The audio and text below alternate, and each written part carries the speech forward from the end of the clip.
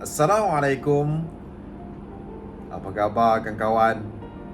Alhamdulillah ketemu kita kembali di siaran kali ini di channel Al-Ajak di YouTube. Mungkin pada hari ini saya ingin berkongsi dengan kalian semua tentang rumah busuk. Macam biasa tentang rumah busuk, cuma kali ini pendekatan saya lebih kepada, mungkin saya boleh katakan tajuk itu ragam dalam proses untuk reno rumah. Apabila kita sebut tentang rumah busuk ni untuk direno, pertamanya di antara yang paling you all kena ambil tahu iaitu untuk proses plan ubah suara rumah. Maksudnya kita nak buat reno rumah ni, yang sebaik-baiknya perlu untuk mendapat kelulusan dari pihak majlis.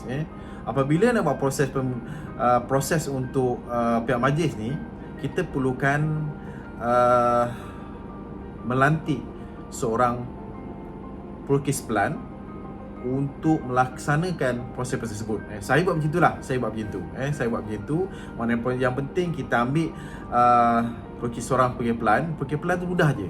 You all boleh pergi ke mana majlis yang terlibat dengan rumah you all. Sebagai contoh, kalau majlis Perbandan Seremban, majlis Perbandan Nilai, contohlah ataupun majlis Perbandan Kajang, dia mesti ada senarai.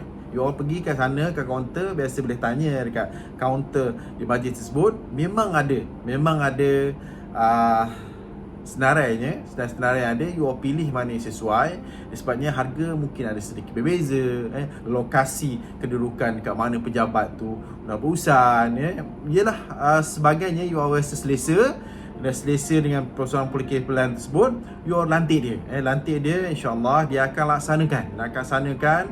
Cuma berpihak you all sebagai owner, sebagai tuan rumah, perlu menyediakan segala dokumen-dokumen diperlukan. Sebagai contoh, geran rumah tersebut, salinan geran rumah tersebut, salinan cukai pintu yang telah dibayar, salinan cukai tanah yang telah dibayar, salinan kad pengenalan, alamat rumah tu di mana.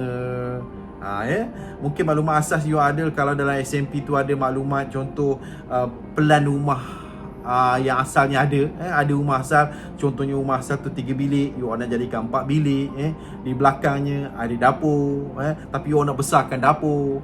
Pos mungkin rumah tersebut separuh je posnya, you nak besarkan pos tu. Sebagai contoh, lebarnya 20, ke depannya contoh you tanah di depan tu you ada 20 kaki, tapi mungkin boleh buat sampai 16 kaki ke 17 kaki lebar. Mana lebarnya 20 ke depan, mungkin 20 kaki ke 17 kaki, 18 kaki, bergantung kepada syarat-syarat majlis yang dibenarkan. Nampak. So mana itu di antara dokumen-dokumen. Dalam masa yang sama, jangan lupa kena ada yuran. Memang ada yuran. Yurannya bergantung kepada majlis tersebut. Kadang-kadang dia punya yuran fee berbeza setiap majlis. Wang prosesnya berbeza, termasuk keluasannya, apa yang kita nak reno. Sama ada rumah setingkat, 2 tingkat pun kosnya berbeza. Termasuklah pelukis plan tadi. Pelukis plan pun berbeza dia punya kos, sebabnya keluasan dan sebagainya. Kalau melibatkan rumah 2 tingkat, memang akan tambah kos lagi, iaitu melibatkan jurutera perunding untuk certified pelan-pelan yang melibatkan struktur.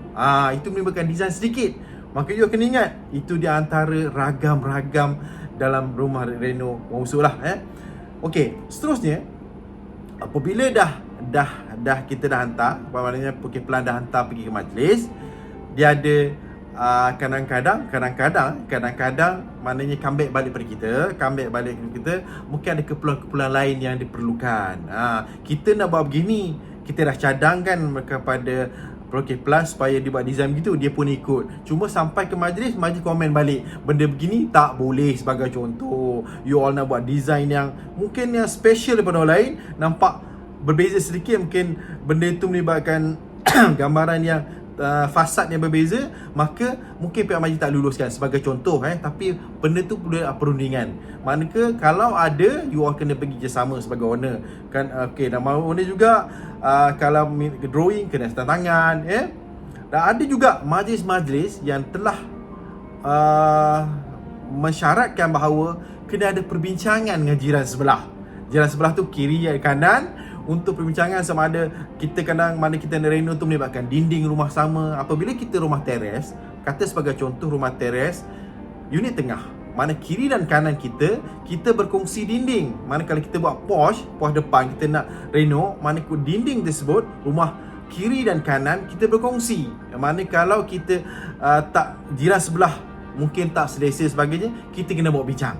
Kena buat bincang baik-baik sebelum untuk proses pelan ni. Kita tak mahu masa kemudian hari tu ada masalah. Itu maksud saya. Okey. Pada perkongsian kita itu di antara ragam-ragam reno rumah usu.